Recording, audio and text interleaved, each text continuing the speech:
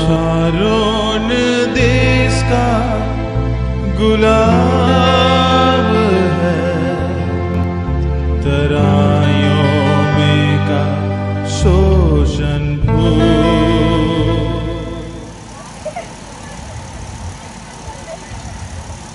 आम्भे माने गत परदिन खजुरी पर्व पालन करियोछु।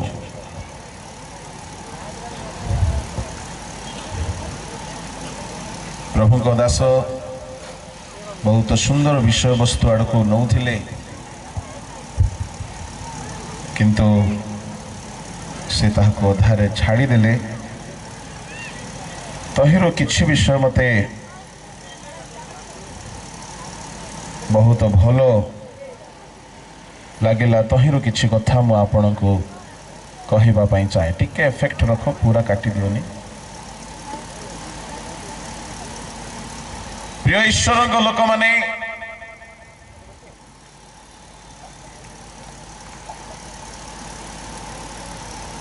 प्रभु को महानामर गौरव हेउ। आम्भे माने टिके बेस रखो। एही उद्दीपना सभारे सिंगीपुर ग्राम रे प्रभु को जहा समुदाय पृथ्वी रे दुख भोगर सप्ताह बोली मानिबार एई प्रकार एक समय रे इफेक्ट आम्हे माने समवेत होइछु। एणो आज संध्या एक अलग प्रकार विषय को आम माने देखिबा, किंतु एई बेला रे खजुरी पर्व बोली जो पर्व आमे माने गत रविवार रे पालन करियछु, सेई रविवार एक केंद्र बिंदु कहिले निर्भुल हेबो। ता होची गध। प्रिय ईश्वर लोक माने प्रभु जीशु कहिले सम्मुखस्थ ग्राम को जाओ, आओ सेठारे गोटिए गध बंधा हेइथिबार देखिबो। आओ तुम्हें माने ताहा को फिटाई मो निकट को नहीं आसीबो। आओ जदि कही पचारंती तेबे कहिबो प्रभु को एहार प्रयोजन। प्रभु को प्रयोजन केबे ठारू हेई गला गध। आजिर ध्यानर कथा होची एहा। प्रिय ईश्वर लोक माने प्रभु बहुत कम विषय को प्रयोजन बोली कि नहीं छंती बाइबल रे। तांको प्रयोजनीय विषय मध्य रे जेते बेले दुई भौणी रो झगड़ा चली थिला, कहिले कि मरियम उत्तम भाग मनोनीत करियछि आ ताहा ही प्रयोजन। प्रयोजनीय जीशुंकर गध अटे। जीशुंकर प्रयोजनीय विषय मध्य रे मरियम जो भाग को मनोनीत करिथिला ताहा प्रत्येक ख्रीष्ट विश्वासी रो प्रयोजनीय अटे। प्रभु को लोक माने ठीक आउछ अछि करनी। प्रभु जीशु को केते बेले काहे की गधर प्रयोजन पड़ी गला। एई गध बाइबल रे बहुत बदनाम गध अटे। गध संबंध में आपको संक्षिप्त रे पदे कहबी। प्रभु ताहाको केते दया करिसंती, जहाको सबुबेले तिरस्कृत करा जाइछला से दिने स्वीकृत हैला, स्वीकृति प्राप्त हैला, ग्रहणीय हैला, सुग्राह्य हैला। बाहर करंतु यात्रा पुस्तकर दुईटी अध्याय, गोटे प्रथम बाहर करंतु 34 अध्याय आउ ताहार 20 पद। ठीक माइक रे पढ़, तक माइक दियो जल्दी।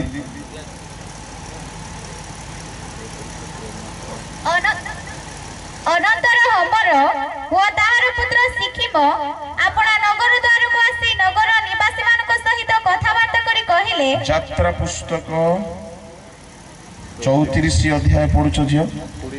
मात्र प्रथम छात्र गर्धब परिवर्तरे तुम्भे मेष शाबक दे ताको मुक्त करिवो। जिबे के माइक दूर रखी पड़ो, कान रे बेसी बाजिले मध्य रेकॉर्डिंग भलो आसे नाही। हां टिके दूर रखी पड़ो। 19-20 पड़ो। आउ समस्त प्रथम जात गर्भफल, समस्त प्रथम जात गर्भफल वो गोमेसादी फल मध्यरु, वो गोमेसादी फल मध्यरु प्रथम जात पुंग पशु सकल आंभर, प्रथम जात पुंग पशु सकल आंभर मात्र प्रथम जात गर्धब परिवर्ते, प्रथम जात गर्धब परिवर्तरे तुम्भे मेष शाबक देई, तुमे मेष शाबक देई ताहाको मुक्त करिवो। जेबे मुक्त न करिवो। प्रिय ईश्वरंग लोक माने, परमेश्वर एठारे कहउछंती समस्त प्रथम जात गर्भफल, पशुर गर्भफल हेउ किबा मनुष्यर गर्भर फल हेउ, समस्त प्रथम जात गर्भफल प्रभु कहउछंती ताहा होउची आंभर। Please the Lord. ए नियम काहे की आसिला, एटा गोटे बड़ प्रश्न। समस्त प्रथम जात फल पशुर हो कि मनुष्यर हो ताहा होउची कहार आंभर। ए कथा काहे की आसिला, काहे की प्रभु प्रथम जात को निजर बोली की डिमांड करूछंती आउ आदेश करूछंती कि प्रथम जात होची आंभर। काहे काहे द्वितीय जात को से नेले नाही, तृतीय जात को काहे की नेले नाही। कहीं कहीं मने मने भाभी पारंती प्रथम जात रुष्ट पृष्ठ हिथिबो तो, तेणु मध्य प्रभु को रुष्ट पृष्ठटा दरकार ना, एटा कारण नाही। प्रथम जात, प्रथम फल, क्षेत्रर प्रथम शस्य, फलर प्रथम फल, काहीकि मनुष्य गर्भर प्रथम फल, पशु मानकर प्रथम फल, काहीकि परमेश्वर कहिले ताहा आंभर हेबो बोली कहिले। कारण गोटे अछि, से कारण होची परमेश्वरंकर न्याय गुण। परमेश्वर एई व्यवस्था इस्राएलियों मानक ठारू आरंभ कले। 13 अध्याय यात्रा पुस्तक बाहर करंतु आउ ताहार पढ़ंतु 12 पदरु आरंभ करिकी मु जोठी रहिबाकु कहिबे सेठी रहिबे। सेतेबेले तुम्हे प्रथम जात समस्त गर्भफल व तुम्भ पशु ठारू जात प्रत्येक प्रथम गर्भफल सदा प्रभुଙ୍କ उद्देश्ୟରେ पृथक करिब। पुंग संतान सकल सदा प्रभुଙ୍କର हेबे। पुणी तुम्हे मेष शाबक देई प्रत्येक प्रथम जात गर्धबକୁ मुक्त करिब। जेबे मुक्त न करिब तेबे तार बेक भांगिब। मात्र तुम्भ पुत्र ମାନଙ୍କ ମଧ୍ୟରୁ ମନୁଷ୍ୟର ପ୍ରଥମ ଜାତ ସମସ୍ତଙ୍କୁ ମୁକ୍ତ କରିବାକୁ ହେବ। କହିବ ଆଉ ଭବିଷ୍ୟତ କାଳରେ ତୁମ୍ଭର ପୁତ୍ର ଯେବେ ପଚାରିବ ଏହା କଣ ତେବେ ତୁମ୍ଭେ କହିବ ସଦାପ୍ରଭୁ ଯେତେବେଳେ ଆମ୍ଭମାନଙ୍କୁ ଆପଣା ବାହୁ ବଳ ଦ୍ୱାରା ଦାସଗୃହ ସ୍ୱରୂପ ମିଶର ଠାରୁ ବାହାର କଲେ ସେତେବେଳେ ଫାର ଆମ୍ଭମାନଙ୍କୁ ଛାଡ଼ିଦେବା ପାଇଁ କଠିନ ହୁଅନ୍ତେ ସଦାପ୍ରଭୁ ମିଶର ଦେଶସ୍ଥିତ ମନୁଷ୍ୟ ଓ ପଶୁଆଦିର ସମସ୍ତ ପ୍ରଥମଜାତ ସନ୍ତାନମାନଙ୍କୁ ବଧ କରିଥିଲେ ଏହେତୁ ଆମ୍ଭେ ପ୍ରଥମଜାତ ପୁତ୍ର ସନ୍ତାନମାନଙ୍କୁ କି ହେତୁ ଆମ୍ଭେ ମାନେ ଆପଣାର ପ୍ରଥମଜାତ ସନ୍ତାନ ମାନଙ୍କୁ ଉତ୍ସର୍ଗ କରିବାକୁ ପଡ଼ିବ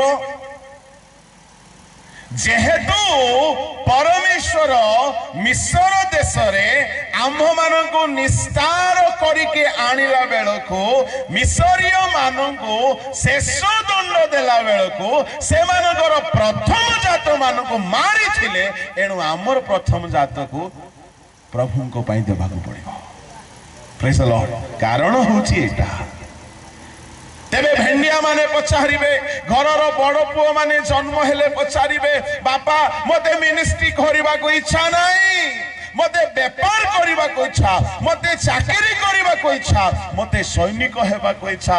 ସେତେବେଳେ ତୁମେ ପୁଅ ମାନଙ୍କୁ କହିବ, ଝିଅ ମାନଙ୍କୁ କହିବ, ଆମ୍ଭମାନଙ୍କର ପରମେଶ୍ୱର ଆମ୍ଭମାନଙ୍କର ରକ୍ଷା କଲା ବେଳକୁ ସେମାନଙ୍କର ପ୍ରଥମ ଜାତକୁ ମାରିଥିଲେ ଏଣୁ ଏ ନିୟମ କରିଛନ୍ତି ପ୍ରଥମ ଜାତ ପ୍ରଭୁଙ୍କ ଉଦ୍ଦେଶ୍ୟରେ ବ୍ୟବହାର ହେବ।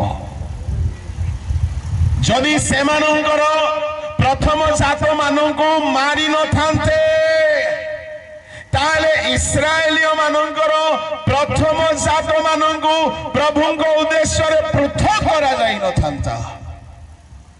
ପରମେଶ୍ୱର ଅନ୍ୟାୟୀ ନୁହନ୍ତି, ପରମେଶ୍ୱର ନ୍ୟାୟରେ ବ୍ୟବହାର କରନ୍ତି। ପରମେଶ୍ୱର ଟିକେ ଏପଟେ ବାଇବଲ ଉଡୁଛି। ପରମେଶ୍ୱର ନ୍ୟାୟ ଆଚରଣ କରନ୍ତି। ପ୍ରିୟ ଈଶ୍ୱରଙ୍କ ଲୋକମାନେ, ପରମେଶ୍ୱର ଆଦେଶ ଦେଇ କହିଲେ ସମସ୍ତ ଗର୍ଭଫଳ ପଶୁଠାରୁ ଜାତ ପ୍ରତ୍ୟେକ ପ୍ରଥମ ଗର୍ଭଫଳ ସଦାପ୍ରଭୁଙ୍କ ଉଦ୍ଦେଶ୍ୟରେ ପୃଥକ କରିବ। ଆଚ୍ଛା, ଯଦି ପ୍ରଥମ ଫଳ ଝିଅ ହେଇଗଲା, ନାରୀ ହେଇଗଲା, କଣ କରିବେ? ପ୍ରତ୍ୟେକ ମେସି ପ୍ରଥମ ନର ହିଁ ଉତ୍ପନ୍ନ କରିବ ବୋଲି କିଛି ଗ୍ୟାରେଣ୍ଟି ନାହିଁ। ପ୍ରତ୍ୟେକ ଘରେ ପ୍ରଥମ ପୁତ୍ର ସନ୍ତାନ ପ୍ରଥମ ସନ୍ତାନ ପୁତ୍ର ହେବ ବୋଲି କିଛି ଗ୍ୟାରେଣ୍ଟି ନାହିଁ। ତେବେ ପ୍ରଭୁ କଣ କଲେ? ନିୟମକୁ ଟିକେ ସହଜ କରିଦେଲେ। ଯଦି ପୁତ୍ର ଜନ୍ମ ହେବ ଆମକୁ ଦେବ, ଯଦି ଝିଅ ଜନ୍ମ ହେବ ତାକୁ ମୁକ୍ତ କରିବ, ତାର ମୂଲ୍ୟ ଦେବାକୁ ପଡ଼ିବ। ତାର ମୂଲ୍ୟ ଦେଲା ପରେ ସେ ମୁକ୍ତ ହେଇଯିବ। ପ୍ରିୟ ଈଶ୍ୱରଙ୍କ ଲୋକମାନେ, ଏ କଥା ଏତିକିରେ ଥାଉ। ଆମେ ଗଧ ପାଖରେ ଥିବା, ନହେଲେ ଏ କଥା ଗୋଟିଏ ଘଣ୍ଟାକର କଥା। ଏ ପ୍ରଥମ ଜାତ ଖାଲି ଗୋଟିଏ କଥା, ଘଣ୍ଟାକର କଥା।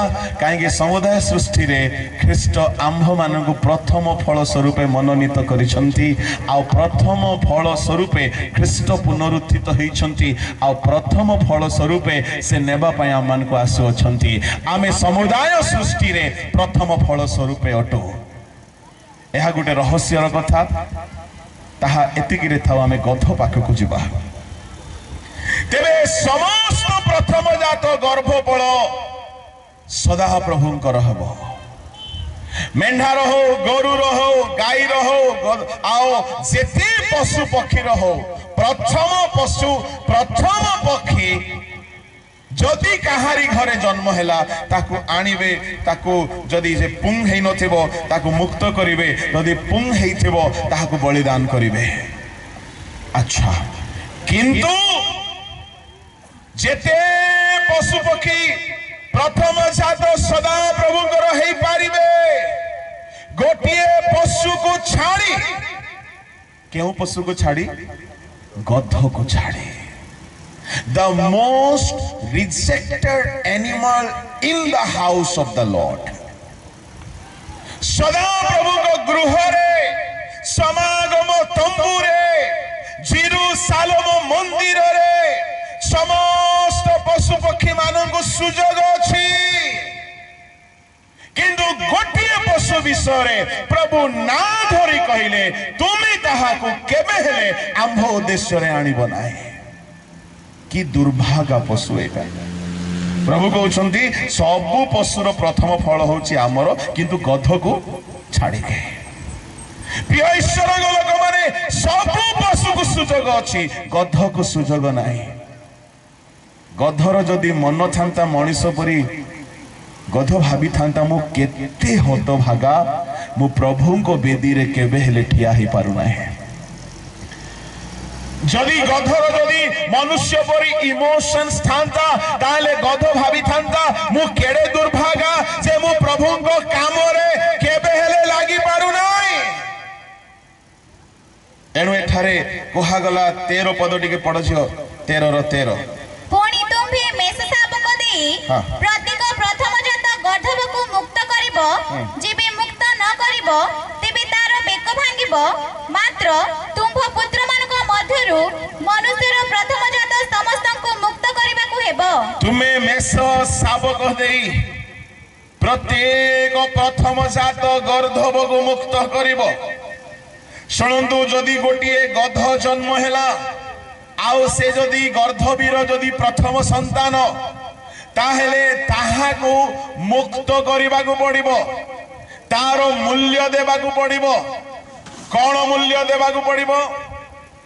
ମେଷ ଶାବକକୁ ଦେଇକି ତା ମାନେ ଗଧ ବ୍ୟବହାର ହେଇପାରିବ ନାହିଁ, ତା ବଦଳରେ ମେଷ ଶାବକକୁ ଆଣିକି ବଦଳାଇବାକୁ ପଡ଼ିବ।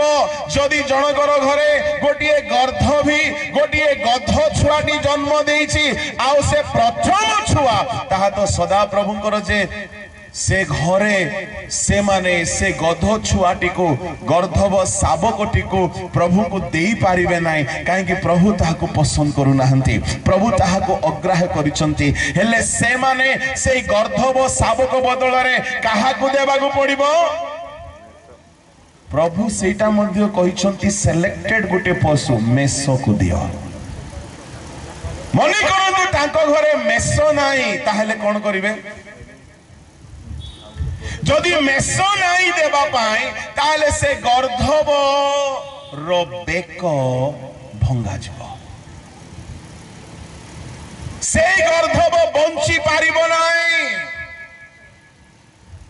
সে প্রথম জাত হেলে সে মরিব।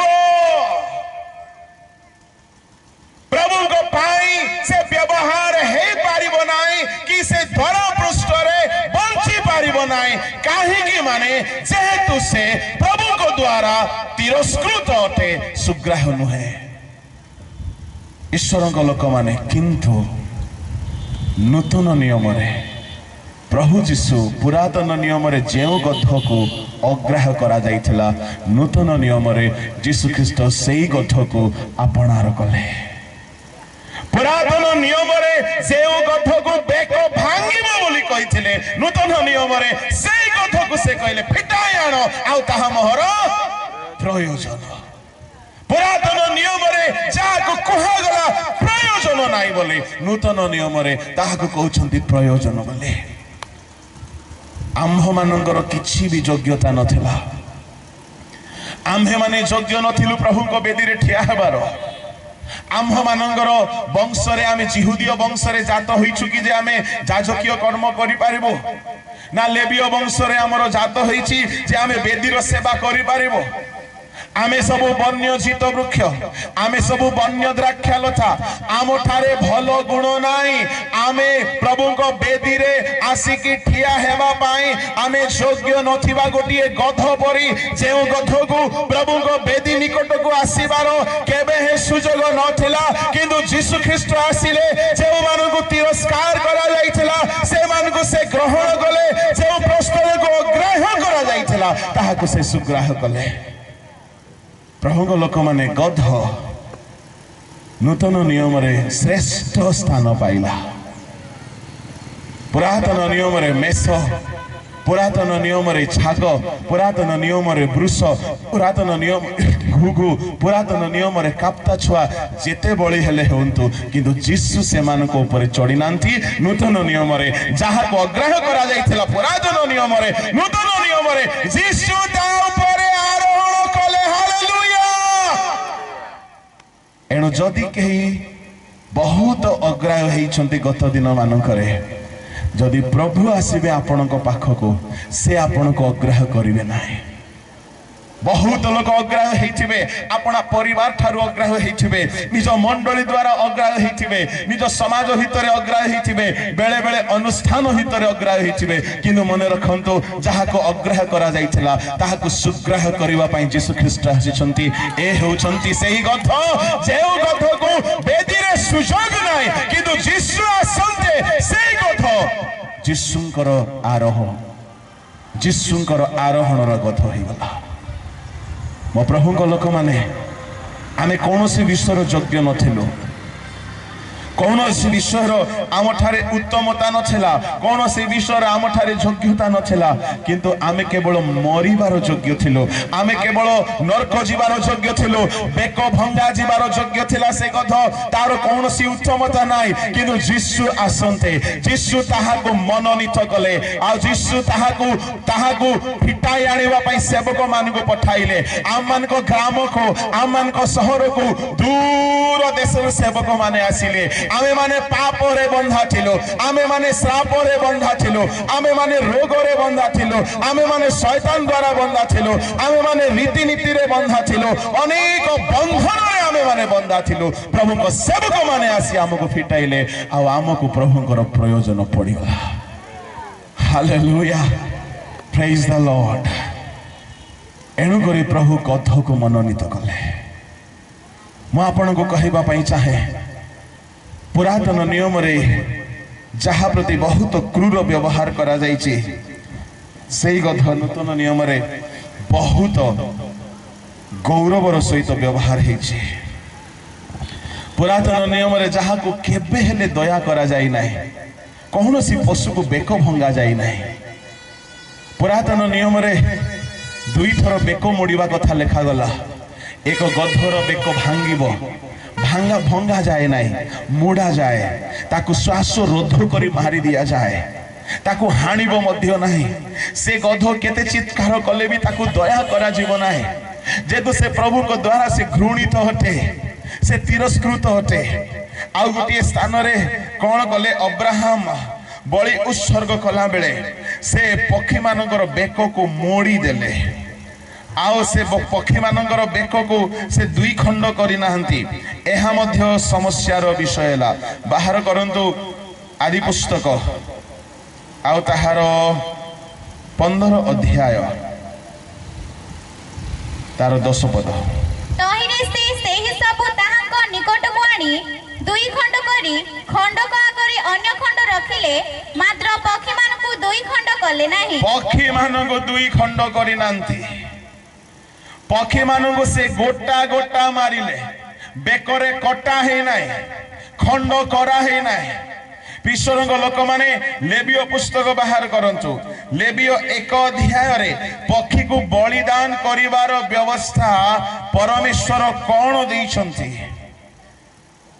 1 अध्याय आउ ताहार पढंतु 14, 15, 16 आउ जेबे से सदाप्रभु को उद्देश्य रे पक्षीगण मध्यरु होम बलि उत्सर्ग करे तेबे घुगु अबा काप्त छुआ मधुरु ताहा नेबो तह जाजक ताहा बेदी निकट को आनी ताहार मस्तक मोड़ी ताकु बेदी उपरि दग्ध करिबो आउ ताहार रक्त बेदी पार्श्वरे निगाडिबो अनंतर से ताहार मळ सहित गळा थळी खिनी बेदीर पूर्व पार्श्वस्थ भस्म स्थान रे निक्षेप करिबो। बस जेतेबेले पक्षी को अणा जीवो घुगु कियोबा काप्ता छुआ को तार मस्तक को मोड़ी देबो तामाने बेक भांगिला परी बेक को मोड़िला परी गधर बेक भंगा गला पक्षी मानकर मस्तक को मोड़ी दिया गला। सदा प्रभुंकर आदेश से माने प्रभुंक बेदी रे सही प्रकार ही व्यवहार हेबे। प्रभुंक लोक माने प्रभु जीशु नूतन नियम रे आमाने केबे भी जहा पाइबार योग्य नथिलु ତାହା ସେ ଆମମାନଙ୍କୁ ଦେଉଛନ୍ତି।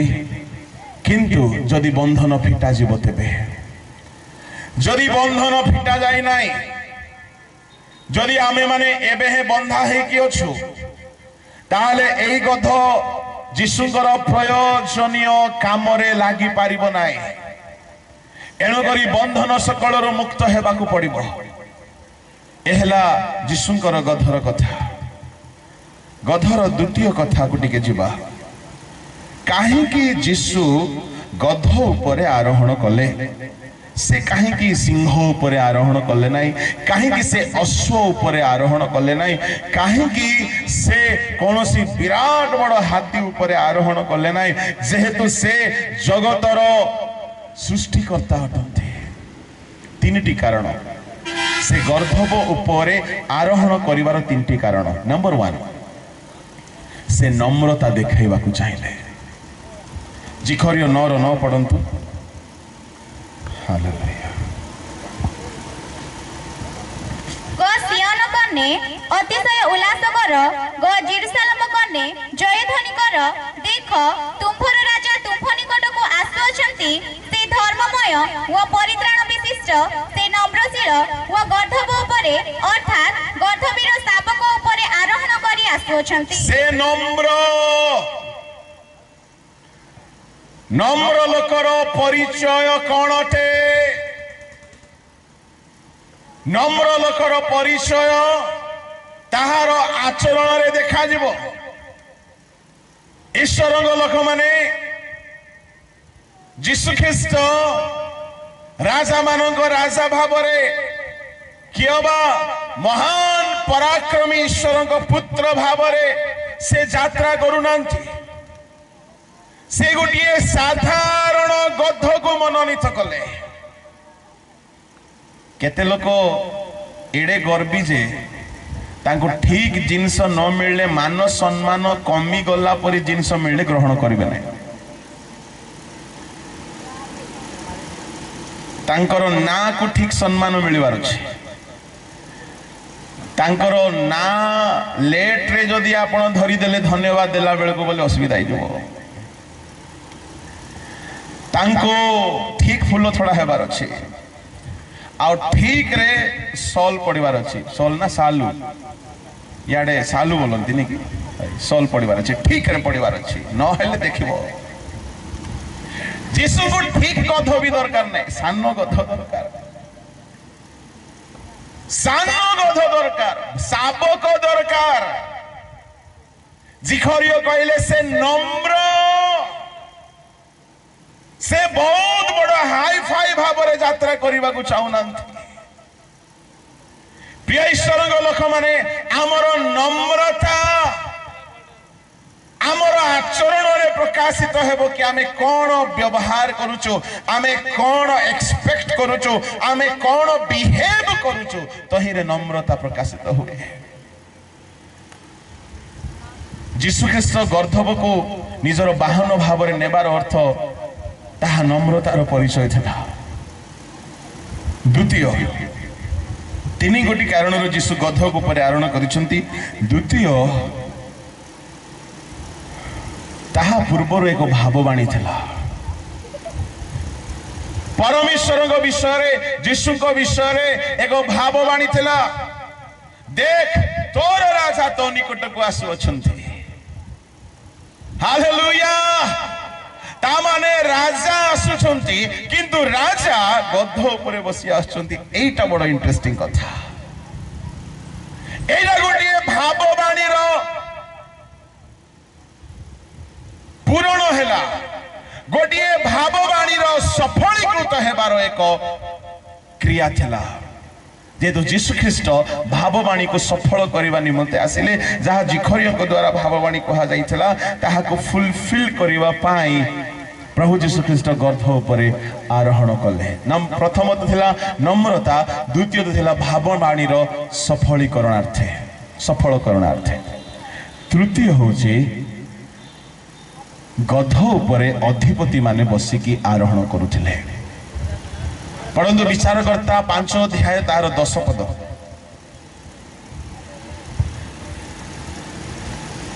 हे ଶୁଣି ଆରୋହୀ ମାନେ ହେ ଗାଲିଚାରେ ବସିବା ଲୋକମାନେ ଓ ପଥରେ ଗମନକାରୀ ମାନେ ତୁମ୍ଭେମାନେ ଗାନ କର। हे श्वेत गर्धवी आरोही माने 9 पद टिके पढंतु। ଲୋକମାନଙ୍କ ମଧ୍ୟରେ ଆପଣମାନଙ୍କୁ ସ୍ୱଚ୍ଛନ୍ଦରେ ଉତ୍ସର୍ଗକାରୀ ଇସ୍ରାଏଲର ଶାସନ କର୍ତ୍ତାମାନଙ୍କ ଆଡ଼େ ମୋହର ହୃଦୟ ଅଛି। ତୁମ୍ଭେମାନେ ସଦାପ୍ରଭୁଙ୍କର ଧନ୍ୟବାଦ କର। ଇସ୍ରାଏଲର ଶାସନକର୍ତ୍ତା ମାନଙ୍କ ବିଷୟରେ କୁହାଗଲା। ଇସ୍ରାଏଲର ଶାସନକର୍ତ୍ତା ମାନେ ଗୋଟିଏ ଆରୋହଣ କରୁଥିଲେ ଆଉ ସେମାନଙ୍କର ଆରୋହଣର ଚିହ୍ନ ଥିଲା ଶ୍ଵେତ ଗର୍ଦ୍ଧବୀ। ସେମାନେ ଧଳା ଗଧ ଉପରେ ଆରୋହଣ କରୁଥିଲେ। ଧଳା ଗଧ ଉପରେ ଯଦି କୌଣସି ବ୍ୟକ୍ତି ଆରୋହଣ କରିଛି ତା ମାନେ ସେ ନିଶ୍ଚୟ ଇସ୍ରାଏଲର ଅଧିପତି ହିଁ ହୋଇଥିଲା। ଯେହେତୁ ଧଳା ଗଧ ଅତି ମହଙ୍ଗା ଆଉ ଧଳା ଗଧ ଅତି ବିରଳ, ତାହା ଏତେ ସହଜରେ ମିଳେ ନାହିଁ। ଇସ୍ରାଏଲର ଶାସନକର୍ତ୍ତା ମାନେ, ଇସ୍ରାଏଲର ଅଧିପତି ମାନେ ଧଳା ଗଧ ଉପରେ ଆରୋହଣ କରୁଥିଲେ। ଈଶ୍ୱରଙ୍କ ନାମର ଗୌରବ ହଉ। କିନ୍ତୁ ଆମ ପ୍ରଭୁ ଯୀଶୁ ଧଳା ଗଧ ଉପରେ ଆରୋହଣ କରିନାହାନ୍ତି। ସେ ସାଧାରଣ ଗଧ, ଯେଉଁ ଗଧକୁ କି କେହି କେବେ ହେଲେ ଛୁଇଁ ନାହିଁ, ଯେଉଁ ଗଧ କି କେବେ ହେଲେ ବେଦୀ ନିକଟରେ ଯିବାର ଯୋଗ୍ୟ ନାହିଁ। ଏଥିପାଇଁ ଯୀଶୁ ଖ୍ରୀଷ୍ଟ ଜଗତର ଅଧିପତି, ସ୍ୱର୍ଗ ଓ ପୃଥିବୀର ଅଧିପତି ହୋଇଥିବା ସକାଶୁ ଇସ୍ରାଏଲୀୟ ଅଧିପତି ମାନଙ୍କର ଏକ ନମୁନା ସେ ଦେଖାଇଲେ। ଏଣୁ ସେ ଗର୍ଦ୍ଧବ ଉପରେ ଆରୋହଣ କରିଛନ୍ତି। এই বিচারকর্তারে আপনার আউ গোটিয়ে স্থানরে পাইপারিবে কি যেতেবেলে ইস্রায়েলর ଅଧିପତି ମାନଙ୍କର ସଂଖ୍ୟା ବଢିବାକୁ ଲାଗିଲା। ପ୍ରିୟ ଈଶ୍ୱରଙ୍କ ଲୋକମାନେ, ଆଉ ସେତେବେଳେ ଜଣଙ୍କର 30 ପୁତ୍ର ବାହାରିଲେ। ଆଉ ସେ 10ର ଅଧ୍ୟାୟ ବିଚାରକର୍ତ୍ତା ତାର 4 ଏବଂ 12ର 14 ଟିକେ ପଢନ୍ତୁ। ପୁଣି ତାଙ୍କର 30 ପୁତ୍ର ଥିଲେ, ସେମାନେ 30 ଗର୍ଦ୍ଧବରେ ଚଢ଼ିଲେ ଓ ସେମାନଙ୍କର 30 ନଗର ଥିଲା। ସେହି ସବୁକୁ ଆଜି ଯାଏ ହବତ ଜାଇର ଗ୍ରାମ ବୋଲାଯାଏ। ତାହା ସବୁ ଗିଲିୟଦ ଦେଶରେ ଅଛି। ଅବିମେଲେକ ଗୋଟିଏ ବିଚାରକର୍ତ୍ତା ଥିଲେ। ମରଣ ଉତ୍ତାରେ ଇସାଖର ବଂଶୀୟ ଦୋଦୟର ପୌତ୍ର ପୁଇୟାର ପୁତ୍ର ତୋଲୟ ଇସ୍ରାଏଲର ଉଦ୍ଧାର ନିମନ୍ତେ ଉତ୍ପନ୍ନ ହେଲେ। ସେ ତୋଲୟ ଇସାଖର ବଂଶୀୟ ତୋଲୟ ଇସ୍ରାଏଲର ବିଚାରକର୍ତ୍ତା ହେଲେ। ପୁଣି ସେ 23 ବର୍ଷ ଇସ୍ରାଏଲର ବିଚାର କଲେ। ସେ ମଲେ ସମରିୟାରେ ବା ସାମିରରେ କବର ପାଇଲେ। ତାଉତାରେ ଗିଲିୟଦୀୟ ଜାଇର ଉତ୍ପନ୍ନ ହେଲେ। ସେ 22 ବର୍ଷ ଇସ୍ରାଏଲର ବିଚାର କଲେ। এই গিলিয়দীয় জাইর 30টি পুত্র ଥିଲେ। ସେମାନେ 30 ଗର୍ଦ୍ଧବର ଉପରେ ଚଢିଲେ ଆଉ ସେମାନଙ୍କର 30 ନଗର ଥିଲା। ଗୋଟିଏ ଗୋଟିଏ ନଗରର ଅଧିପତି ମାନେ ଗୋଟିଏ ଗୋଟିଏ ଶ୍ଵେତ ଗର୍ଦ୍ଧବ ଉପରେ ଆରୋହଣ କରିକି ଯାତ୍ରା କରୁଥିଲେ। ଈଶ୍ୱରଙ୍କ ଲୋକମାନେ, ଏହି କାରଣରୁ ପ୍ରଭୁ ଯୀଶୁ ଖ୍ରୀଷ୍ଟ ଏହା ଏକ ନଗରର ଅଧିପତି ମାନଙ୍କର ଆରୋହଣର ଏକ ପଶୁ ହୋଇଥିବାରୁ ଯୀଶୁ ଖ୍ରୀଷ୍ଟ ଗର୍ଦ୍ଧବକୁ ମନୋନୀତ କଲେ। ମୁଁ ଆପଣଙ୍କୁ କହିବା ପାଇଁ ଚାହେଁ, ଆହୁରି ମଧ୍ୟ ଆମେ ଦେଖିପାରୁଛୁ ବାଇବଲରେ କି ଇସ୍ରାଏଲର ଅଧିପତି ମାନେ ସେମାନେ ଗର୍ଦ୍ଧବକୁ ନିଜର ଆରୋହଣର ଏକ ପଶୁ ଭାବରେ ବାଛିଛନ୍ତି। ତାର 12 ଅଧ୍ୟାୟ ତାର 14 ପଦ ଟିକେ ପଢନ୍ତୁ। ଆଉ ତାହାର 40 ପୁତ୍ର ଓ 30 ପୌତ୍ର ଥିଲେ। ସେମାନେ 70 ଗର୍ଦ୍ଧବ ଚଢିଲେ। ପୁଣି ସେ 8 ବର୍ଷ ଇସ୍ରାଏଲର ବିଚାର କଲେ। ଏହା ବିଚାରକର୍ତ୍ତା ମାନଙ୍କର ଗୋଟିଏ ଆରୋହଣର ପଶୁ। ତାର କେତେଟା ପୁତ୍ର ଥିଲେ? ଅବଦୋନ 13 ପଦ ଟିକେ ପଢବା। ତାହା ଉତ୍ତାରେ ଫିରିଆଥୋନିୟ ହିଲେଲର ପୁତ୍ର ଅବଦୋନ ଇସ୍ରାଏଲର ବିଚାର କଲେ। ତାପରେ 14। ଆଉ ତାହାର 40 ପୁତ୍ର ଓ 30 ପୌତ୍ର ଥିଲେ। ସେମାନେ 70 ଗର୍ଦ୍ଧବ ଚଢିଲେ।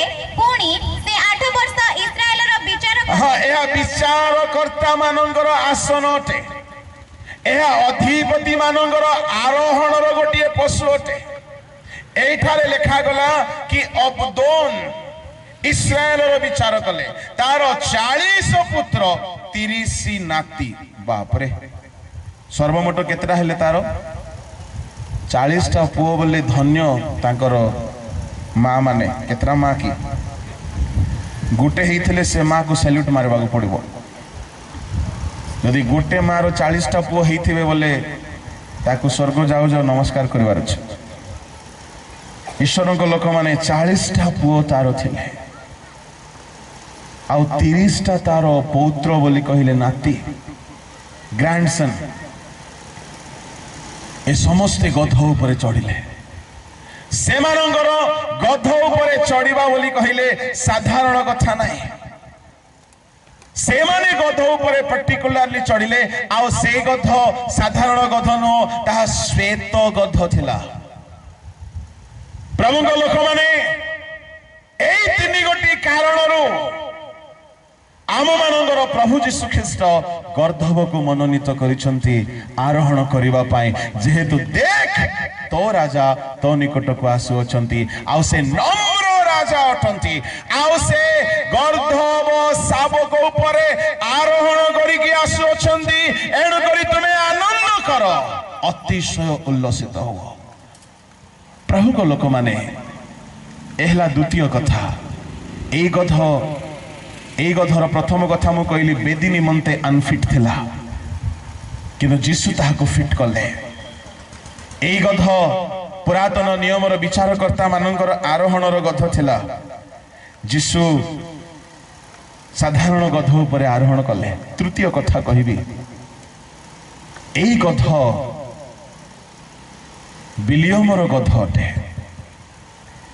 बिलियमर गध 4 थर चेष्टा कला 4 प्रकार चेष्टा कला निजर मालिकर प्राण बंचाइबा पाई पढ़ंतु गणना पुस्तक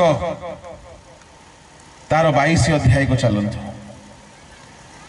आउ बिलियम गोटे महान भाववादी थिले आउ से गर्धवी को सजाइले आउ से गर्धवी को सजाइले ता उपरे से बसिकी निजर मिनिस्ट्री पाई बाहरिबा को चेष्टा कले 22 अध्याय तार 21 पद पढ़ंतु तहिरे बिलियम प्रातःकाल रे उठी आपना गर्धवी सजाए मयापर अधिपति मानक सहित गमन कला गर्धवी को सजा जाए हालेलुया एई गध सेतेबेले भविष्यत वक्ता बिलियम को पाखो को आसुची आकु सज्जित करा गला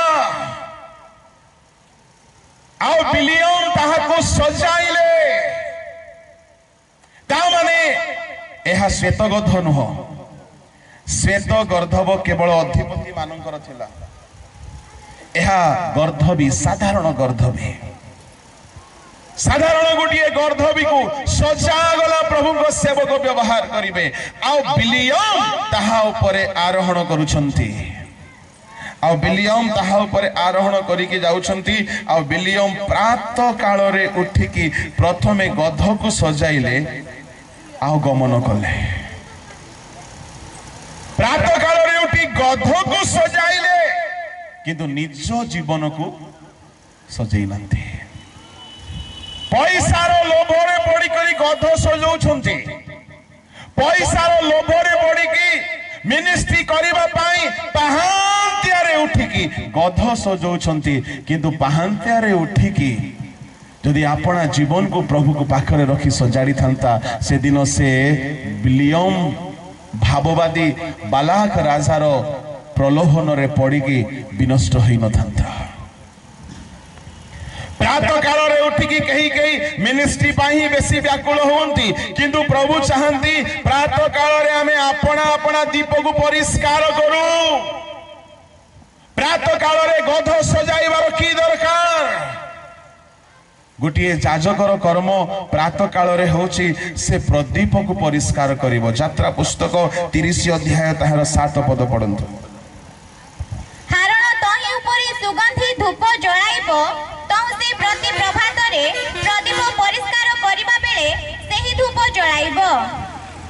एक जाजकर प्रभात समय काम उठिकी गध सजेवा काम नहीं एक जाजकर प्रभात समय काम प्रदीप परिष्कार करिवो जाजक को कौन सी मते बाहाना करने को सुजोग नाई जर हेले मध्य प्रभात रे उठिबो देह खराब हेले मध्य प्रभात रे उठिबो आ जाजक प्रभात रे उठी प्रदीप परिष्कार करिवो ईश्वर को लोक माने नूतन नियम रे आम्हे माने होचु गोटे गोटे जाजक आमे जाजक वर्ग प्रथम पितर 2:9 प्रकाशित 1:5-6 अनुसार से आम्भ मानक जो माने परित्राण पाई से आम्भ मानक जाजक बनई गोटे जाजक भाव में गोटे ईश्वर को सेवक भाव में आपण प्रभात रे उठिबे प्रार्थना रे बसिबे आपना को समीक्षा करिवे आपना को परिष्कार करिवे जेतु जाजक मानकर प्रभात रो कर्म होची आपना को परिष्कार करिवा पुरातन नियम समागम तंबूर प्रदीप परिष्कार करागला नूतन नियम प्रदीप होचु आम्हे माने नूतन नियम रे कहागला तुम्हे माने जगतर ज्योति तुम्हे माने जगतर ज्योति जदि आमे जदि ज्योति जदि पुरातन नियम प्रदीप को परिष्कार करा जाउथला नूतन नियम आम्भ मानकर जीवन को मध्य आमे माने प्रभात रे उठिकी परिष्कार करिबा किंतु केही केही बिलियम रो गध परी बिलियम परी प्रभात रे उठंती निजको सजाडंती नाही प्रार्थना रे बसिकी निजको परिष्कार करंती नाही किंतु कोआडे दुई पैसा मिलिबो सेथि पाई बोली रेडी होते बिलियम गध को सजेला कौन पाई मिनिस्ट्री पाई पैसा पाई माल माल कमेबार अछि ताको कहा पाखक जीवो एबे से गध से जो सजेई की बालाग राजा पाखक कौन कहिबा को जीवो कहिबो इस्राएल को मु अभिशाप देबी काहे के अभिशाप देबो टंकार लोभ काहे के गध सजेला प्रभु को लोक मान को विरुद्ध रे जीवा पाई पहांत्यारे उठी ये गध को रेडी करूची केमिति करी हेले भलो कथा कुहे कि मंद कथा कुहे किंतु मते पैसा दरकार आमे प्रभात रे उठी काहा को सजाडुछु आपण आपण प्रदीप सजाडुछु ना केवल सांसारिक लोभ हेबा विषय रे अपना को आमाने रखिछु बिलियम गध सजाइला बेले गध को रेडी कला बेले गध को केमती सजा जाए बोली कहले ताकू प्रथमे परिष्कार करा जाए काहे कि एबे राजा मान को पाखरे जाई के ठिया हबो ना तार पूरा स्नान कर्म कराइला ताकू गाधोई देला ता ऊपर नुआ वस्त्र पकाइला देखिला बेले को सुंदर देखा जिबार अछि काहे कि बालाग राजा पाखु को जाउची राजा देखु देखु खुशी हेबार अछि कि बढ़िया गध रेडी हेची और गध ऊपर जे बसिची से मध्य बढ़िया देखा जाउची काहे कि सब भलो देखा न गले माल मिलिबो नाही पैसा मिलिबो नाही प्रभात रे उठी तुमे जीवन परिष्कार करिबा छाडी देई केमिति पैसा दुई पैसा कमाईबी एही प्लान रे उठुचो की आज अनेक सेवक मानकर सही अवस्था बिलियम परे सकाळे उठी प्रार्थना करिदेवा छाड़ी आज कुआडे गले भातिया हेबो आज कुआडे गले दुई पैसा मिलबो आज को गाँ को जीवी आ जीवी जे न देवा जे से घर उठबी नाही चली ईश्वर लोक माने आपण यदि आपण अपना जीवन को सजाड़ी के रखिबे बहुत लोक आपण को दांड को आसिकी आपण को पाई बोली ठिया हेबे देखंतु इलिशा को सदा प्रभु को सम्मुख रे सर्वदा रहउथिला नामान परि लोक ता दांड को आसिकी टंका जाचुछे म आपण को कहबा पई चाहे आमे आपण आपण को सजाडो आमर जीवन को जहा प्रयोजन प्रभु ताहा निजे जोगाइबे बिलियम भविष्य वक्ता परि के न हो गध को सजाउची किए भाववादी ए गध सजाइबा काम आमर नाई जीवन को सजाड़ीबा काम होची आमर काम पाहांतियारे उठी की गध सजाड़ीबा आयुब को देखंतु 1:5 रे प्रति प्रभात अपना पुत्र कन्या मानक पई से बलि उत्सर्ग करुथला काले मोर पुत्र कन्या माने पाप करिथिबे ता माने प्रभात रे उठी परिवार को सजाड़ीबार समय अटे प्रभात रे उठी अपना अपना जीवन को परिष्कार करिबार समय अटे प्रभात रे उठी प्रभुଙ୍କର वाक्यर विरुद्धर सेवारे बाहरिबार समय नाही गध को सजा गला गध रेडी हे गला गध रेडी हला परे एबे गध ऊपर आरोहण कले आ यात्रा स्टार्ट हला बाहर करंतु से गणना पुस्तक 22 पद 22 रो 22 एथिरे से जीवासरसु परमेश्वरଙ୍କ क्रोध प्रज्वलित हैला पुनि सदा प्रभुଙ୍କ दूत ताहार शत्रु रूपी पथ मध्यरे ठिया होई रहिले सेते बेले से अपना गधबी ऊपर चढ़ी जाउथिला ओ ताहार दुई दास ताहा संगरे थिले 23 एथिरे सेही गधबी सदा प्रभुଙ୍କ दूतଙ୍କ पथ मध्यरे निष्कुश खड्ग हस्तरी धरी ठिया होइथिबार देखिला तो गधबी बाट छाड़ी बिल आडकु गला तहिरे प्रथम कथा गर्धबी दूतंकु देखिला एई गर्धबीर की भाग्य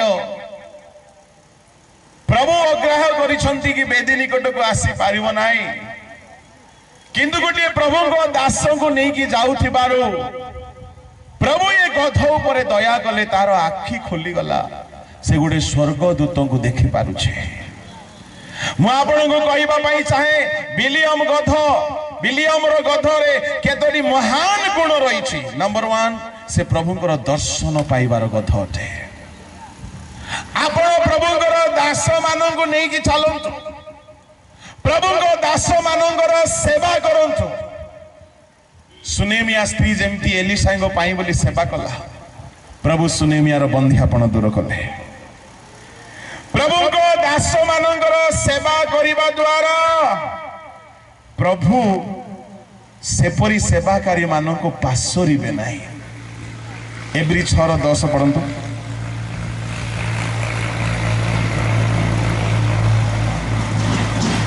कारण ईश्वर तुम मानकर कर्म आ साधु लोक मानकर सेवा करिथिबा द्वारा वो एबे मध्य करुथिबा द्वारा ताहांको नाम प्रति तुम्ही माने जे प्रेम प्रकाश करियछ ताहा जे भूली जिबे एपरि अन्यायकारी से नुहंती साधु मानकर सेवा करिबा लोक को प्रभु पासरिबे नाही विलियम गध ऊपर बसिचंती ये गध पाठ पढ़ी ना ये गध स्कूल जाए ना ये गध बाइबल ट्रेनिंग नहीं ना ये गध को कौन सी डिग्री ना ये गध को लोक ऑर्डिनेशन है ना किंतु ये गध प्रभु को दासर सेवा करुचे तेणु आवश्यक स्थले प्रभु या आखि खोली देले ये दर्शन देखा पाइला मु आपन को कहबा पई चाहे प्रभु को लोक मानकर सेवा जदि आपन करिसंती प्रभु प्रभु आपन को पासरिबे नाही आवश्यक स्थले प्रभु अन्य मानन को पासरि जिबे किंतु आपन मानकर चक्षु को उन्मुक्त करिवे आपन प्रभुंकर दर्शन पाइबे एणु प्रभु को लोक माने दुनिया रे अनेक गध थिले गोटिए मात्र गध प्रभुंकर दर्शन पाइला जेहेतु से गोटे प्रभु को दासंकर सेवक थिला एणु विलियम रो गधर यह थिला प्रथम ब्लेसिंग द्वितीय ब्लेसिंग एई गधर गुण देखंतु निजर स्वामी को बंचाइबा पाई से बिल आड़कू गला से बिल आड़कू गला मो प्रिय ईश्वर लोक माने जदि से सीधा जाई थांता दूत निष्कोष खड़गरे ठिया आइछंती दूत गध को मारी थांते ना विलियम को मारी थांते उत्तर दियंतु टिके कहा को ए गध भाभी थांता भल हैला आज मरु ये आमर केते लोक हेले कोन बोले भाभी थांते मते भसी हैरान करूची ए बुढ़ा आज भल हेबो आज मरु मते तो मारिबे नहीं का को मारिबे ताको मारिबे ए गध हेले है फेथफुल प्रेज द लॉर्ड निजर मालिक पाई बोली चिंता करूची ए गध हेले है निजर मालिक रो प्राण से सीधा न जाए कि बिल आड़ को पड़ोचे ईश्वर लोक माने आपण जदि कौन प्रभु दास उपरे विपद आसबार देखला बेले को आपण तांकर सुरक्षा पाई केते जत्नवान होउछन्ते अनेक लोक माने आशा करुथिबे केबे ताको विपद घटू जे आमे चर्चा करके मजा उठेबो केते लोक अपेक्षा रे थांती कि प्रभु को दास मानकर बदनाम हेउ जे सिटी आउ टिके मसला पके करी आके स्वाद नेबे किनु बिलियम रो गथ को देखंतो एई गथ निजर स्वामी प्रति विश्वस्त तांकर प्राण रक्षा करिबा पाई से बिल आड़ को चली गला बेले बेले मालिक माने भूल रास्ता रे जिबे किंतु असिस्टेंट माने बेले बेले ठीक रास्ता को कढै नियंते बिल आड़ को जदि से चाहि न थांता से दिन बिलियम रो मृत्यु हेई थांता गध गोटे महान व्यक्ति को तार प्राण दंडरू ताकू रक्षा करुचे ईश्वर लोक माने हे पारे महान महान प्रभु को दास मान को आपण जानती किंतु बेले बेले आपण से मानकर पाई बोली उपकार को एक व्यक्ति भाव रे ठिया हुअंतो से माने मध्य बेले बेले भूल करिवार संभावना अछि आपण से मान को तांकर भूल रु रक्षा करिवार गोटे व्यक्ति होतो कही अनुसंधान रे थांती किछि भूल हो जे संगे संगे फेसबुक रे पकई देबी सांगे सांगे बड़ इश्यू बनई देबी सांगे सांगे बड़ चर्चार विषय करिबी किंतु बिलियम रो गथ को देखंतु शुभ चिंतक अटे बिल्लो आड़ को नहीं गला आपणकर लोक मान ऊपर विपद आसिला बेले को समस्या आसिला बेले को आपण से मान को केउ आड़ को नहीं जाउछन्ते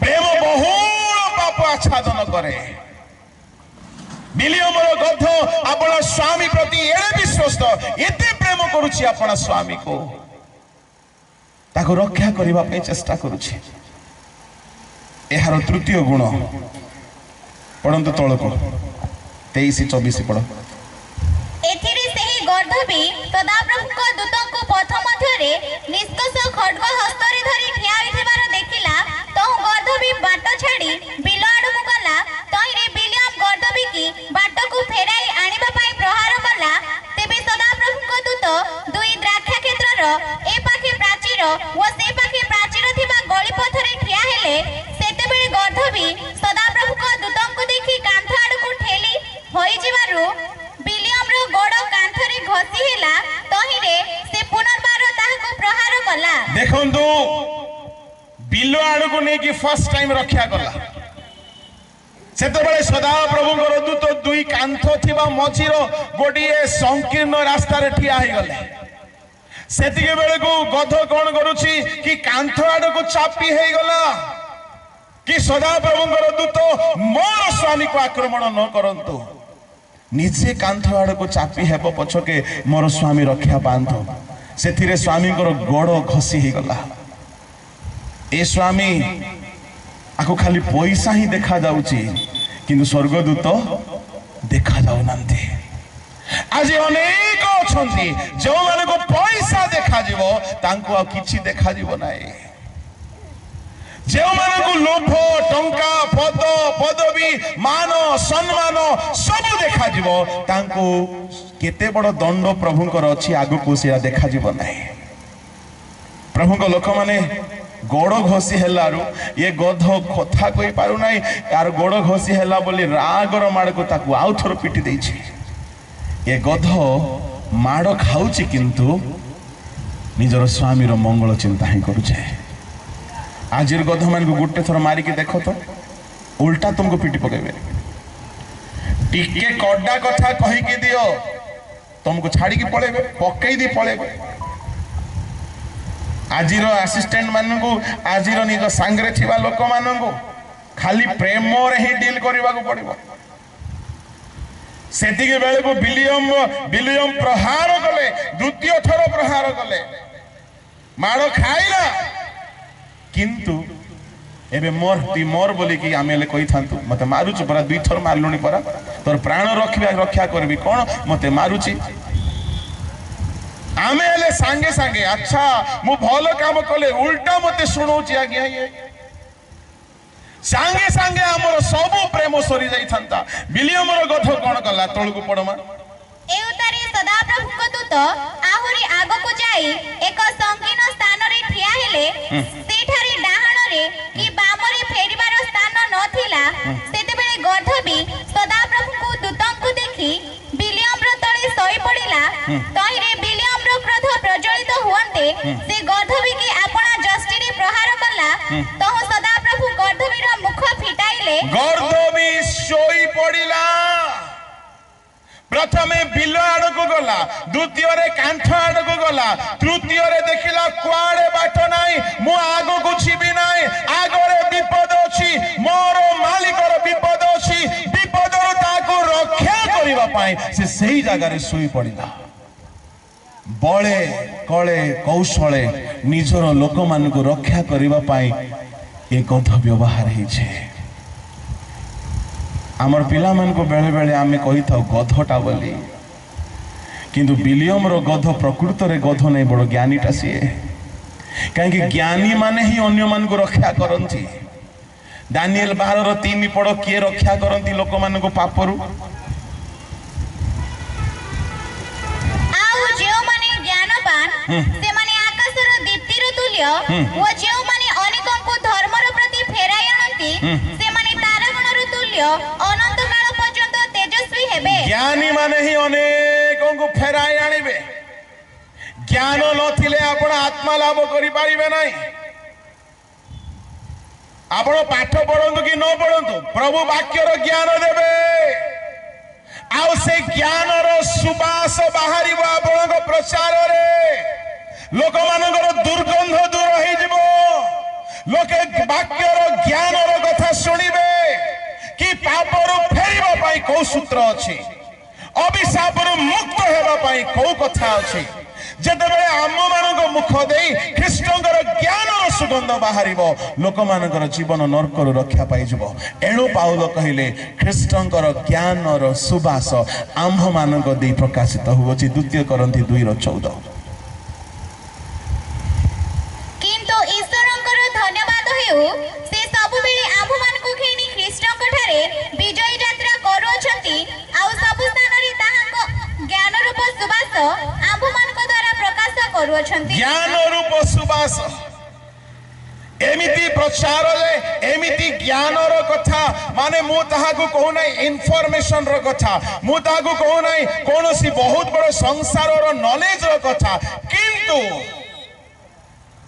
ता एमिति प्रचार रे जने मधुआ मद छाड़ी दोछे एमिति प्रचार रे जने चोर चोरी छाड़ी दउची जने अन्याय कर्मकारी अन्याय कर्म छाड़ी दउची सेमानकर जीवन बदले जाउची आ पाउल कहउछंती ख्रीष्टंक ज्ञान रु एहा होउची आम मानकर एतिकी ज्ञान नाही जने मधुआ को को टेक्निक रे कहिले मद छाड़ीबो एहा ईश्वरंकर ज्ञान आ से ज्ञान रे आमे माने प्रचार करू अछु तेनु ईश्वरक लोक माने आपण पाठ पढंतु कि न पढंतु प्रभुकर ज्ञान जेतेबेले आपणक मुख दे बाहरिबो लोक मानकर जीवन बदलिबो आ ज्ञानर कर्म देखा जीवो ताहाको कुहा गला ज्ञानर सुबास एठारे विलियम रो गध दुनिया रे गध बोली कहले मूर्खता पाई परिचित किंतु विलियम रो गध आपनार मालिक को फेराई आनुछे आपनार मालिक को फेराई आनुछे ए ज्ञानी रो लक्षण अटे जो माने ज्ञानवान से माने अनेकों को फेराई आनिबे यह स्वर्गीय ज्ञान संसार रे हुए तो से गध अटे गध बोली कहू को आउ ताको ज्ञानी पीएचडी पढ़ी बोली कहवा दरकार नहीं गध बोले पाइट शेष सरला गध बोली कहू को से तो गध आउ जन को जदि कहीदेले से गधटा बोली कहले सेतिकी रे हिसाब लगे दियो से केतर फेल हेइथिबो से केते पाठ पढ़िथिबो हिसाब लगे दियो किंतु बाइबल रे जने गध से महान ज्ञानर कर्म करिछे परमेश्वरंकर क्रोधरु जन को रक्षा करि पारिछे आज दुनिया रे अनेक परमेश्वरंकर क्रोधर पात्र होइकी थिला बेले को जेते बेले ख्रीष्टंक ज्ञानर सुबास आम देई बाहरे विनाश प्राप्त हेबा लोक माने रक्षा पाते एया होची ବିଲିୟମର ଗଧକୁ ମୂର୍ଖ ବୋଲି କୁହାଯିବ ନାହିଁ, ବିଲିୟମର ଗଧକୁ ଅଜ୍ଞାନୀ ବୋଲି କୁହାଯିବ ନାହିଁ, ବିଲିୟମର ଗଧକୁ ସ୍ୱାର୍ଥବାଦୀ ବୋଲି କୁହାଯିବ ନାହିଁ, ବିଲିୟମର ଗଧକୁ ପ୍ରତିଶୋଧକାରୀ ବୋଲି କୁହାଯିବ ନାହିଁ। ଏକ ସହିଷ୍ଣୁତାର ଗଧ, ଏକ ଜ୍ଞାନୀ ଗଧ, ଏକ ଗଧ ଯେ କେବଳ ବିଶ୍ୱସ୍ତତାର କର୍ମ କଲା, ଯେ ଆପଣ ସ୍ୱାମୀର କୁଶଳ ଚିନ୍ତା କଲା, ଆପଣ ସ୍ୱାମୀକୁ ରକ୍ଷା କରିବା ପାଇଁ ସବୁ ପ୍ରକାର ଚେଷ୍ଟା କଲା। ପ୍ରଭୁଙ୍କ ଲୋକମାନେ ତୃତୀୟ ଥର ଶୋଇ ପଡୁ ପଡୁ ମାରିବାକୁ ସୁବିଧା ହେଲା, ଆହୁରି ମାରିଲେ। ତଇରେ କଣ ହେଇଛି ଝିଅ ଟିକେ ପଢ। ସଦାପ୍ରଭୁ ଗର୍ଦ୍ଧବୀର ମୁଖ ଫିଟାଇଲେ, ତେଣୁ ସେ ବିଲିୟମକୁ କହିଲା, ମୁଁ ତୁମ୍ଭର କଣ କଲି ଯେ ତୁମ୍ଭେ ମୋତେ ଏହି 3 ଥର ପ୍ରହାର କଲ? ପ୍ରେଜ୍ ଦ ଲର୍ଡ। ସଦାପ୍ରଭୁ ଗଧର ଆଖି ଫିଟେଇ ଦେଲେ, ଗଧର ହୃଦୟ ଫିଟେଇ ଦେଲେ, ସଦାପ୍ରଭୁ ଗଧର ମୁଖ ଫିଟେଇ ଦେଲେ, କିନ୍ତୁ ବିଲିୟମର ମୁଖ ଫିଟେଇ ନାହାନ୍ତି। ଆଜି ଅନେକ ଅଛନ୍ତି ଗଧ ପରି ଦୁର୍ବଳ ଲୋକମାନେ, ପ୍ରଭୁ ସେମାନଙ୍କର ମୁଖ ଫିଟେଇ ଦେଇଛନ୍ତି, ପ୍ରଭୁ ସେମାନଙ୍କର ଆଖି ଫିଟେଇ ଦେଇଛନ୍ତି। ଆଉ ଏଇ ବିଲିୟମର ଗଧର ମୁହଁ ପ୍ରଭୁ ଫିଟାଇଲେ, କାହିଁକି ବିଲିୟମର ଆଖି ଫିଟାଇଲେ ନାହିଁ? କାହିଁକି ମାନେ ଯେ ଜାଣି ଜାଣି ପାପ କରେ ତା ପାଇଁ ପ୍ରଭୁଙ୍କର ଆଉ ପ୍ରାୟଶ୍ଚିତ ବଳି କ୍ଷମା ଦୟା ନଥାଏ। ଈଶ୍ୱରଙ୍କ ଲୋକମାନେ ବିଲିୟମର ଗଧର ମୁଖ ଫିଟିଲା। ଦ୍ୱିତୀୟ ପିତର ବାହାର କରି 2:16 ପଢନ୍ତୁ। କିନ୍ତୁ ସେ ଆପଣା ଅପରାଧ ସକାଶେ ଅନୁଯୋଗ ପ୍ରାପ୍ତ ହେଲା, ଗୋଟିଏ ମୂକ ପଶୁ ମନୁଷ୍ୟ ସ୍ୱରରେ କଥା କହି ଭାବବାଦୀର ଉନ୍ମତ୍ତତା ନିବୃତ୍ତ କଲା। ଭାବବାଦୀର ଉନ୍ମତ୍ତତାକୁ ନିବୃତ୍ତ କଲା। ବାଃ, ये तो बहुत बड़ा वक्ता आज्ञा। ये भाववादी मान को क्लास नौची बोले कम लोग नहीं है। हालेलुया। ये कम लोग नहीं, प्रभु आगो ठिया गले। एबे पैशन वीक चली केते लोग सुजोग पाइबे मंडली मान को। प्रभु जार मुख दे कथा कहिबे, अनेक बड़ बड़ लोकर उन्मत्तता निवृत्त हेबार अछि। आज अनेक उन्मत्त भाव रे काम करूछन्ते। आपण निजको छोट बा तुच्छ बोली मने करंतु नाही। एई दिन आसीछि प्रभु गध मानक ही मनोनीत करिसंती। जिसु गध को मनोनीत कले, आउ से गधर मुख को फिटाइले, गधर आखि को फिटाइले, गध द्वारा गोटिए महान भाववादी को संशोधन कले। एई दिन मानकरे प्रभु आपण को मध्य मनोनीत करुछंती अनेकों को सजाड़िबा पाए। हालेलुया। बोलो यीशु मसीह की। Praise the Lord. प्रभु को लोक माने गधर आखि फिटिला परे गध प्रथमे गोटे भल प्रचार कला। कहा को? विलियम को। गधर प्रचार सुनबार सुजोग मिलला। तापरे कोन हिचे मा तळको पड़ो। तेबे विलियम गधवी की कहिला 31। अच्छा ठीक अछि। हां, परिहास करूछु, मो हातरे खंडा थिले मु एबे तते बध करंती। देखुछो कि आज्ञा वक्ता आज्ञा केडे नम्रता। 3 थर मारली, खंडा जदि थांता एबे तोर पाइट शेष। माने खाली मारबा भानुआ का को अछि। बाड़ी रे मारबो, खंडा रे मारबो, आकु काटिबो, ताकु काटिबो, कटा कोटी रा आभाना को आउ को आभानो नाही। एबे खंडा थांता कहा को कहूची? गध को कहूची। से जगह मु हेथिले सब छाड़ी करी चिंता करी थांती गधर पाटी केमती खोलला बोली। ये एड़े राग हे जाई थी जे खंडा बोल, खंडा खोजुची, खंडा थिले हाणी थांती। अरे बाबू खंडा कथा छाड़ो, गधर तुंड केमती खोलिला से कथा टिके चिंता करो। तामाने यार मनरे खाली पैसा देखा जाउची। आज मोर पेपर बुड़ाई देला ये गध, ये लेट रे पहुंचेबो मते, मोर रास्ता रे ये लेट करी देला, आकु हाणी पकेइबी। देखु छ आज्ञा, आकु खाली टंका पेड़ी देखा जाउची। काकु मारबी, काकु काटबी, काकु केमती हेले करबी, खाली टंका मिलो। प्रभु को महान नामर गौरव हो। तळे कोन हेची तळको पड़ो छियो। पुणी गधवी ଦେଖନ୍ତୁ ଦ୍ୱିତୀୟ ପ୍ରଚାର ଆରମ୍ଭ ତାର। ତୁମ୍ଭେ ଜନ୍ମବଧି ଆଜି ପର୍ଯ୍ୟନ୍ତ ଯାହା ଉପରେ ଚଢ଼ି ଆସିଅଛ ମୁଁ କି ତୁମ୍ଭର ସେଇ ଗର୍ଦ୍ଧବି ନୁହେଁ। ଆହା ମୁଁ କି ପୂର୍ବେ କେବେ ତୁମ୍ଭ ପ୍ରତି ଏପରି କରିଥିଲି? ହାଲେଲୁୟା। ତା ମାନେ ଗଧ ମଧ୍ୟ ଭାବି ପାରୁଛି ମୁଁ କେତେ ବର୍ଷ ହେଲା ତୁମର କାମ କରିଛି। ତା ମାନେ ପଶୁ ମାନେ ମଧ୍ୟ ବୁଝନ୍ତି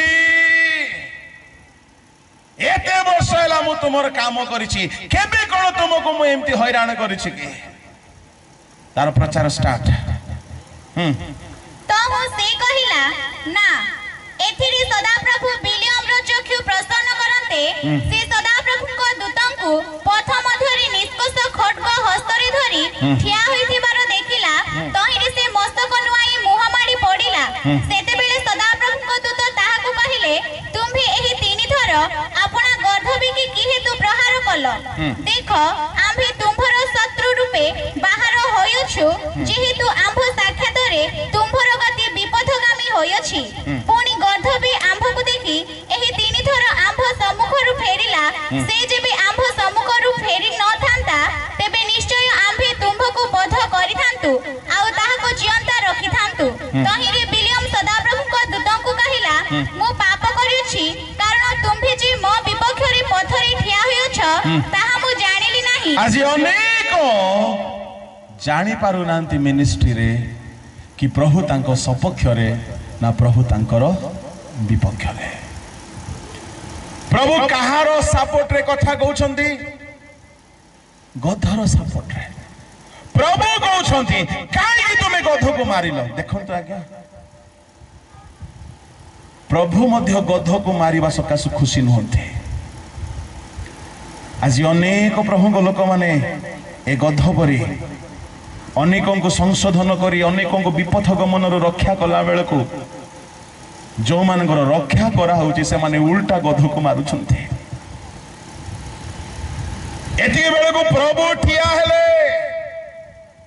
ଶୁଣନ୍ତୁ ପ୍ରିୟ ଈଶ୍ୱରଙ୍କ ଲୋକମାନେ, ଆପଣ ଯଦି ସଂଶୋଧନର କାମ କରୁଛନ୍ତି ବିଲିୟମର ଗଧ ପରି, ଆପଣ ଯଦି ଅନେକଙ୍କର ପ୍ରାଣ ରକ୍ଷା କରିବାର କାମ କରୁଛନ୍ତି, ବଦଳରେ ଯଦି ଆପଣଙ୍କୁ ନିନ୍ଦା ଆସୁଅଛି, ଶୁଣନ୍ତୁ କେହି ଠିଆ ହୁଅନ୍ତୁ ନ ହୁଅନ୍ତୁ, ବିଲିୟମର ଗଧ ପାଇଁ ପ୍ରଭୁ ଠିଆ ହେଲା ପରି ଆପଣଙ୍କ ପାଇଁ କେହି ଠିଆ ହୁଅନ୍ତୁ ନ ହୁଅନ୍ତୁ, ପ୍ରଭୁ ଆପଣଙ୍କ ପାଇଁ ଠିଆ ହେବେ। ହାଲେଲୁୟା। ଆପଣ ଯାହାର ପାଇଁ କାମ କରୁଛ ହୁଏତ ସେ ଆପଣଙ୍କର ଶତ୍ରୁ ହେଇଯିବ, କିନ୍ତୁ ଆପଣଙ୍କ ପାଇଁ ପ୍ରଭୁ ଠିଆ ହେବେ।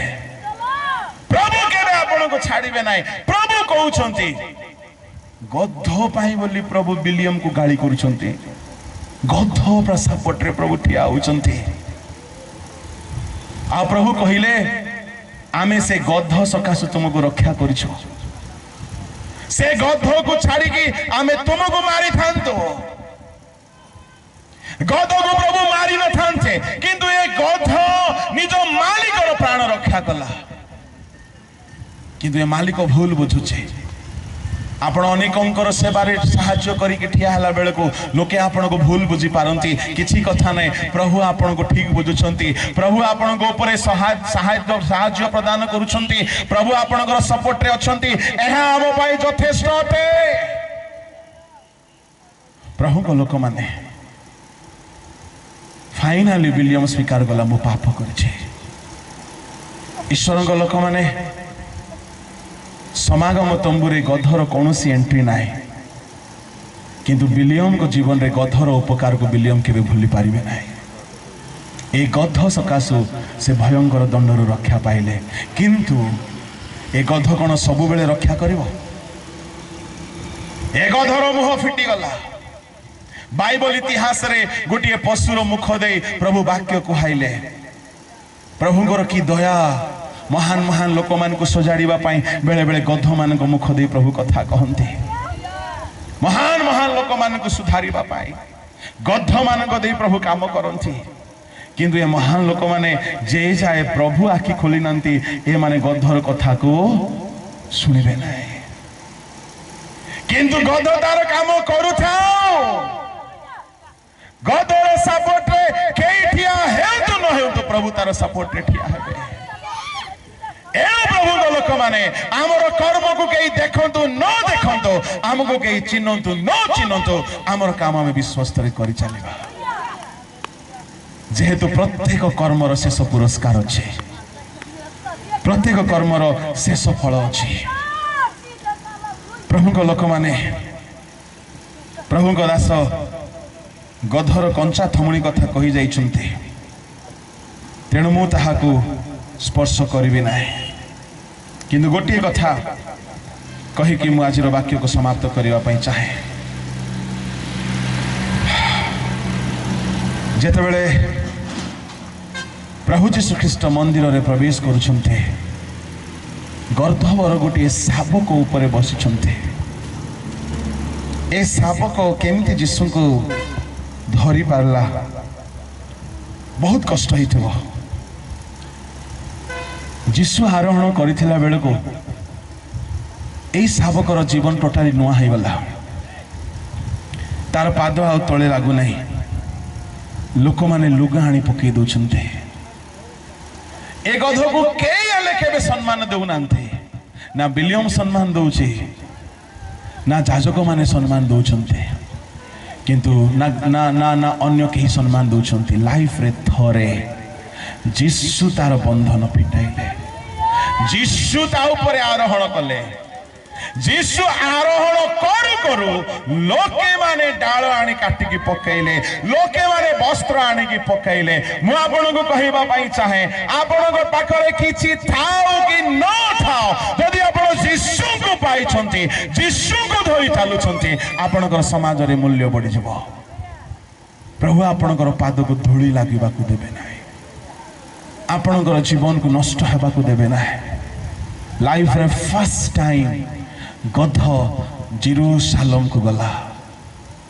से जगार गध मन पकोची मोर पितृपुरुष मानू ए जेरूसालेम रे कौन करा बेक भंगा किंतु मो परे आज जीशु थिबारु ए जाजक मोर बड़ बापार बेक भांगी ए जाजक मोर मौसार बेक भांगी ए जाजक मोर अजार बेक भांगी किंतु ए जाजक माने आज कहीं मो पाखु आसुना भांगा कहीं मते मारिबा पाई आसुना कहीं मते ठेंगा उठाऊना कहीं मो बेदी रे आसीबार योग्य नाई किंतु आज कई मते कहीं मारुना खाली मते सम्मान दउछन्ती जेहेतु जीशु मो ऊपर आरोहण करछन्ती प्रभु को लोक माने यदि आपण को ऊपर प्रभु थिबे आपणकर शत्रु माने मध्य आपण को किछि करि परिबे नाही एही खजुरी पर्वर सार कथा आमे जीशु को नहीं कि चालू चुके यदि जीशु आम सहित अछन्ते आमको बेक भंगा जीवन है बरं आमको गौरव दिया जीव आमर मूल्य बढ़ी जीव आमर कर्म बढ़ी जीव आमर स्थान बदली जीव आमर सकल विषय आशीर्वाद युक्त हेबो आमे आ अभिशप्त गध नहिबा आमे गौरवर ईश्वर को नहीं कि चलिबार गध हेबा आ लोके हम सम्मुख रे प्रभुकर गौरव करिवे लोके हम सम्मुख रे प्रभुकर स्तुति करिवे प्रशंसा करिवे प्रभु को गौरव देबे आ कहिबे होसाना जे आसु अछन्ते हालेलुया आसंतु आज जदि आमे जीशु को नहीं कि चलिबार जीवन बितौना आमे जदि जीशु को नहीं कि चलिबार जीवन बितौना जदि आमे नाम रे केवल खजुरी पर्व पालिछो ताहले आमे अभागा अट प्रभु को लोक माने जीशु गोटे शावक ऊपर आरोहण कले आज आपण चक्षु बंद करी पदे प्रार्थना करंतु प्रभु तुम्हें मो ऊपर आरोहण कर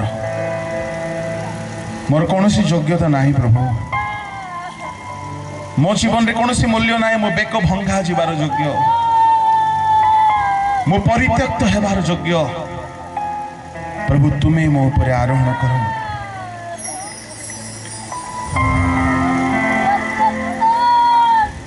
प्रभु तुम्हें मो ऊपर आरोहण कर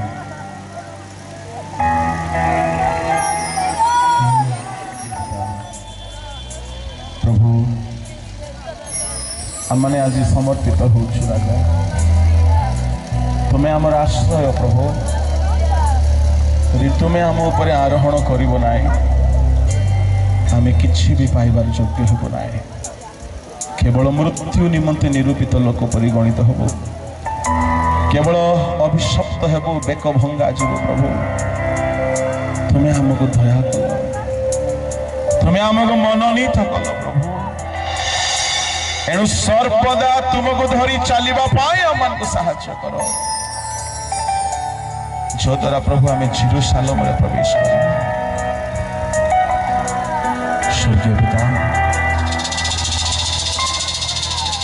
ये वाक्य प्रत्येक जीवन रे प्रभु एक परिवर्तनमूलक कार्य साधन करू तुम लोक माने तुमको नहीं चलवा शिखंतु अनेकंकर संशोधनमूलक सेवा करिबार एक गत हेतु चक्षु फिटिगला परी मुख फिटिगला परी अपना चक्षु दे मुख दे अनेकों सजाड़बार काम करंतु निज उपरे तुमको नहीं चलबार गध होतु प्रभु एहीपरि ग्राम को उपस्थित लोक तुम्हें दया कर ये प्रार्थना शुणी धन्यवाद देउछि जीसु नाम मांगुछि।